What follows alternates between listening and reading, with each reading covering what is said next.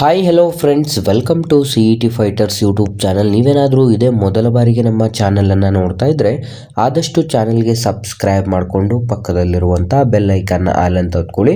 ಬನ್ನಿ, ಇದೀಗ KSRTC NWRTCಯಲ್ಲಿ ಖಾಲಿ ಇರುವಂಥ ವಿವಿಧ ಹುದ್ದೆಗಳಿಗೆ ಅಧಿಸೂಚನೆ ಹೊರಡಿಸಲಾಗಿರುತ್ತೆ. ವಿಡಿಯೋದಲ್ಲಿ ಕಂಪ್ಲೀಟ್ ಆಗಿ ನೋಟಿಫಿಕೇಶನ್ನ ಮುಖಾಂತರ ಮಾಹಿತಿಯನ್ನು ತಿಳಿಸ್ಕೊಡ್ತೀನಿ. ವಿಡಿಯೋನ ಸ್ಕಿಪ್ ಮಾಡದೆ ಕೊನೆವರೆಗೂ ನೋಡಿ.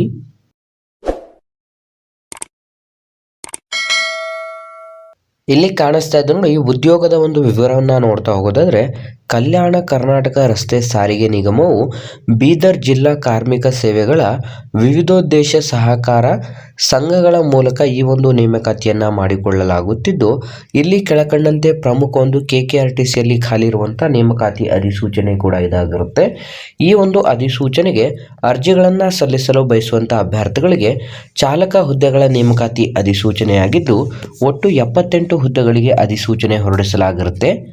ಈ ಒಂದು ಅಧಿಸೂಚನೆಗೆ ಆಯ್ಕೆಯಾದಂಥ ಅಭ್ಯರ್ಥಿಗಳಿಗೆ ಬೀದರ್ ಜಿಲ್ಲೆಯಲ್ಲಿ 1, ಬೀದರ್ ಜಿಲ್ಲೆಯಲ್ಲಿ 2, ಬಾಲ್ಕಿ, ಔರಾದಾಬಾದ್, ಬಸವ ಕಲ್ಯಾಣ ಮತ್ತು ಹನುಮಾಬಾದ್ ಘಟಕಗಳಲ್ಲಿ ನೇಮಕಾತಿಯನ್ನು ಮಾಡಿಕೊಳ್ಳಲಾಗುತ್ತದೆ.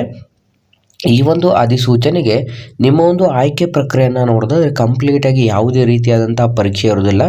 ನೇರ ಸಂದರ್ಶನಕ್ಕೆ ಕರೆದು ನಿಮಗೆ ಡ್ರೈವಿಂಗ್ ಟೆಸ್ಟನ್ನು ಮಾಡಿ ಈ ಒಂದು ಅಧಿಸೂಚನೆಗಳಿಗೆ ಆಯ್ಕೆ ಮಾಡಿಕೊಳ್ಳಲಾಗುತ್ತದೆ. ಹೊಸ ಅಭ್ಯರ್ಥಿಗಳು ಯಾರೆಲ್ಲ ವಿಡಿಯೋಸ್ನ ನೋಡ್ತಾ ಇದ್ರೆ ಡಿಸ್ಕ್ರಿಪ್ಷನಲ್ಲಿರುವಂಥ ನಮ್ಮ ಟೆಲಿಗ್ರಾಮ್ ಗ್ರೂಪ್ ಮತ್ತು ವಾಟ್ಸಪ್ ಗ್ರೂಪ್ಗಳಿಗೆ ಜಾಯ್ನ್ ಆಗಿ.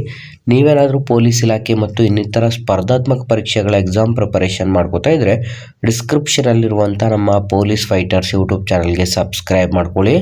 ಖಾಲಿ ಇರುವಂಥ ಹುದ್ದೆಗಳ ವರ್ಗೀಕರಣವನ್ನು ನೋಡ್ತಾ ಹೋಗೋದಾದರೆ, ಸಾಮಾನ್ಯ ನೇಮಕಾತಿಯಲ್ಲಿ 56 ಮತ್ತು ಬ್ಯಾಕ್ಲಾಗ್ಸ್ ಹುದ್ದೆಯಲ್ಲಿ 22 ಹುದ್ದೆಗಳಾಗಿರುತ್ತದೆ. ಸಾಮಾನ್ಯ ಚಾಲಕ ಹುದ್ದೆಗಳಲ್ಲಿ ಪರಿಶಿಷ್ಟ ಜಾತಿ ಅಭ್ಯರ್ಥಿಗಳು 9 ಹುದ್ದೆಗಳು, ಪರಿಶಿಷ್ಟ ಪಂಗಡ 4 ಹುದ್ದೆಗಳು, ಪ್ರವರ್ಗ 1ಕ್ಕೆ 3 ಹುದ್ದೆಗಳು, ಪ್ರವರ್ಗ 2ಕ್ಕೆ 8 ಹುದ್ದೆಗಳು, ಪ್ರವರ್ಗ 2B 2 ಹುದ್ದೆಗಳು, ಪ್ರವರ್ಗ 3Aಗೆ 2 ಹುದ್ದೆಗಳು, ಪ್ರವರ್ಗ 3Bಯಲ್ಲಿ 3 ಹುದ್ದೆಗಳು ಮತ್ತು ಸಾಮಾನ್ಯ ಅರ್ಹತಾ ಅಭ್ಯರ್ಥಿಗಳಿಗೆ 25 ಹುದ್ದೆಗಳನ್ನು ಮೀಸಲಿಡಲಾಗಿದ್ದು, ಇನ್ನು ಹಿಂಬಾಕಿಯಲ್ಲಿ ನೋಡ್ತಾ ಹೋಗೋದಾದರೆ ಅಂದರೆ ಬ್ಯಾಕ್ಲಾಗ್ಸಲ್ಲಿ ಪ್ರವರ್ಗ 1ರ ಅಭ್ಯರ್ಥಿಗಳಿಗೆ 3 ಹುದ್ದೆಗಳು, ಪ್ರವರ್ಗ 2A ಅಭ್ಯರ್ಥಿಗಳಿಗೆ 15 ಹುದ್ದೆಗಳು ಮತ್ತು ಪ್ರವರ್ಗ 3A ಅಭ್ಯರ್ಥಿಗಳಿಗೆ 4 ಹುದ್ದೆಗಳನ್ನು ನಿಗದಿಪಡಿಸಲಾಗಿದೆ.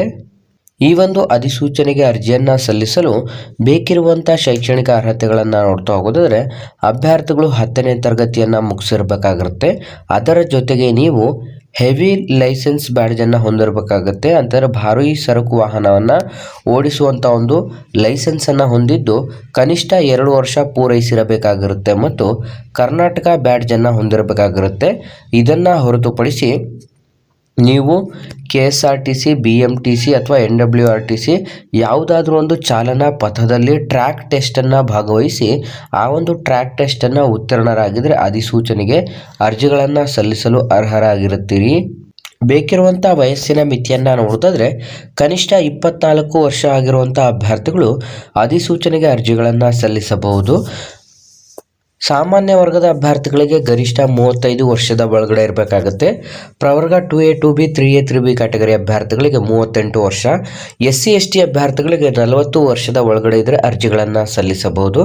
ಆಯ್ಕೆಯಾದಂಥ ಅಭ್ಯರ್ಥಿಗಳಿಗೆ ಮಾಸಿಕ ವೇತನವನ್ನು ಆಯಾ ಒಂದು ಚಾಲ್ತಿಯಲ್ಲಿರುವಂಥ ಸರ್ಕಾರದ ಕನಿಷ್ಠ ವೇತನದ ಕಾಯ್ದೆ ಅಡಿಯಲ್ಲಿ ನಿಮಗೆ ಮಾಸಿಕ ವೇತನವನ್ನು ಆಯಾ ಒಂದು ನಿಗಮಕ್ಕೆ ಸಂಬಂಧಪಟ್ಟಂತೆ ಮಾಸಿಕ ವೇತನವನ್ನು ಕೂಡ ನಿಗದಿಪಡಿಸಲಾಗಿರುತ್ತದೆ.